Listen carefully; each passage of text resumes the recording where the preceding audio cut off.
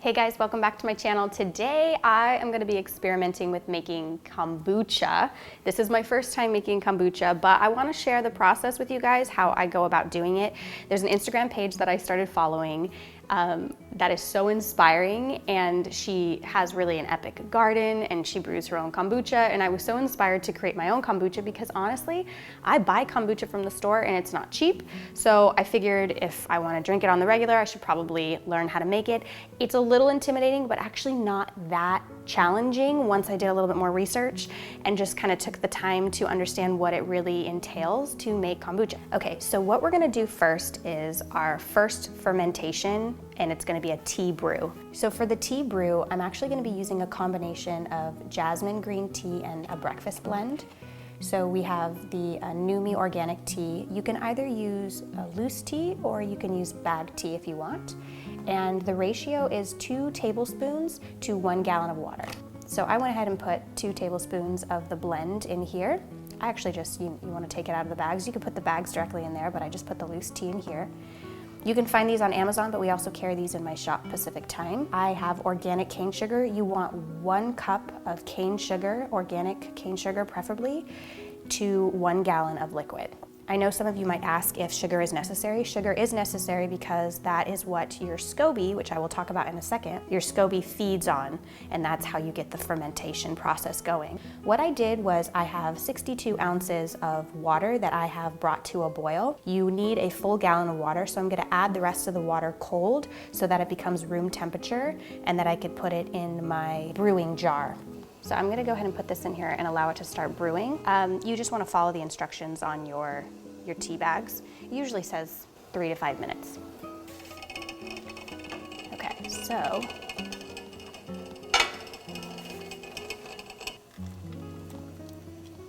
I'm gonna add the sugar. So you want this to be sweet tea. So I'm gonna add a little bit at a time.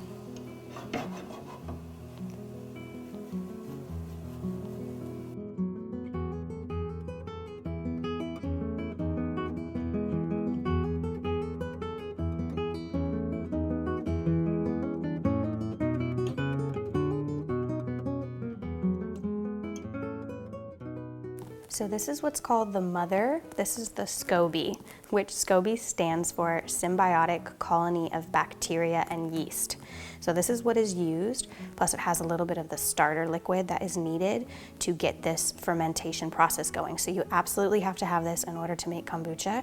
There's various places you can find it. I'm gonna try to have a starter kit in my shop so that it's easy to access. You can also make your own SCOBY, but I decided to buy my first one. This is it, and I'm gonna open this up and put this in this container. I also want to mention that I cleaned everything out with vinegar. So you want to make sure you give everything a really nice deep cleaning with vinegar and water because we are fermenting here, so we just want to make sure we're doing everything really clean. I'm going to put the water in here. I have another 60 ounces in order to make this a full gallon, and then I'm going to add this in there as well. You want to make sure it's not too hot when it goes in and not too cold, so it needs to be about room temperature between 62 to 75 degrees so that you are being really careful with your SCOBY so that you don't affect it in a negative way. So I'm gonna add the sweet tea a little bit at a time because I don't think you want to. Let's see what temperature that is. It's 81.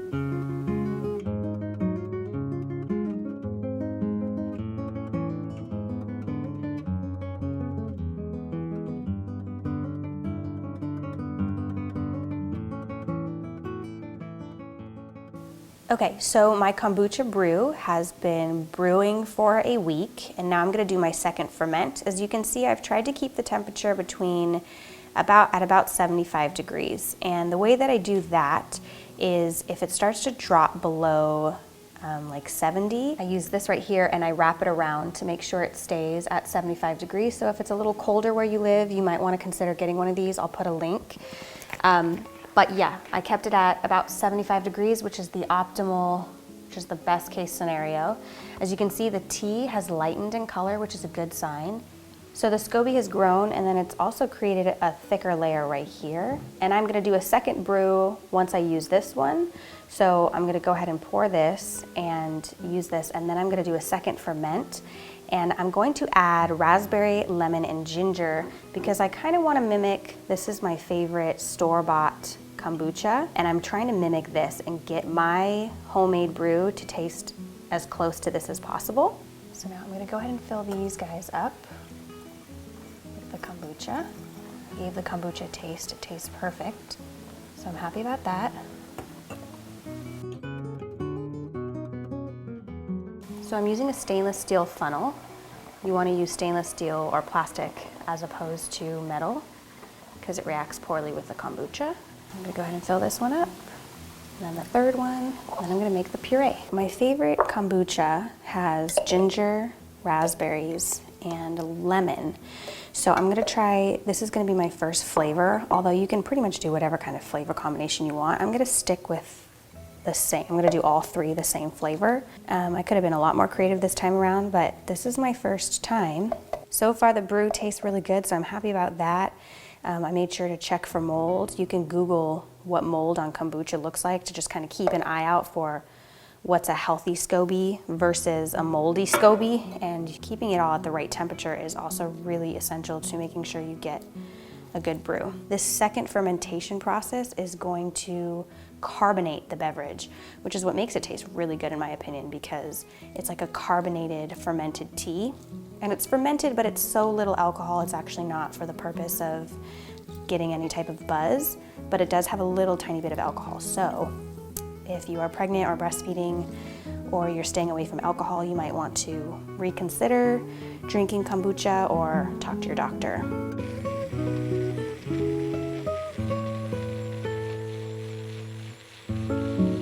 Go ahead and add a little bit, just a little bit of the brew in there as well.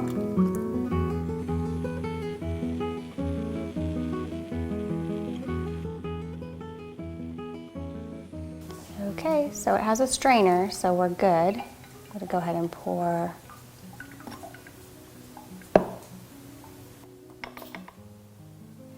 So I'm going to give it a little rock just to kind of mix everything in there. I sealed it up. I'll put the link for these because you do need a specific type of bottle. So I'm leaving some room because of the carbonation, and what you can do is release a little tiny bit of pressure.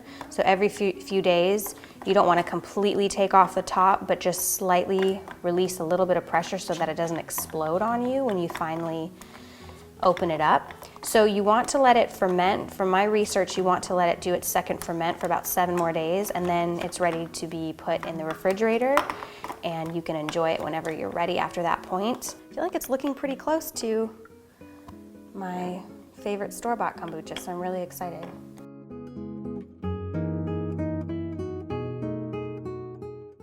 Bottles that seal, I'm just gonna go ahead and close that.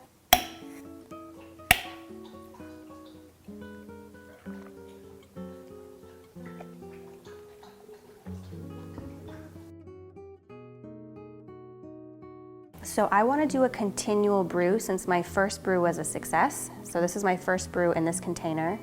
And this is a little tricky because you have to pour it, where this one you can just use the spigot. So I made sure to clean this with vinegar and water. Of course, everything is super clean. The inside of the spigot, you want to make sure you're working with everything very clean because it's fermentation. I followed the same rule of thumb when making my sweet tea as I shared in the beginning of this video. So I made another batch, and then I'm just going to pour the leftover brew from my original brew in here. Whoop, there we go. There goes the SCOBY. Okay, and this is going to be my continual brew. I made sure to move the thermometer, and then I'm just going to cover. And now, next week, I can make a new batch of kombucha. I I can just use the spigot.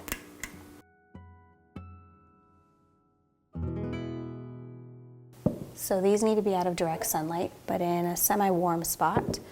And again, you want to kind of lightly release these, not completely because you don't want to lose all of your carbonation, but check them every few days. And they should start to get carbonation in about 7 days. You're going to put these in the refrigerator and then they'll be good to serve once they're cooled down. So I'm excited.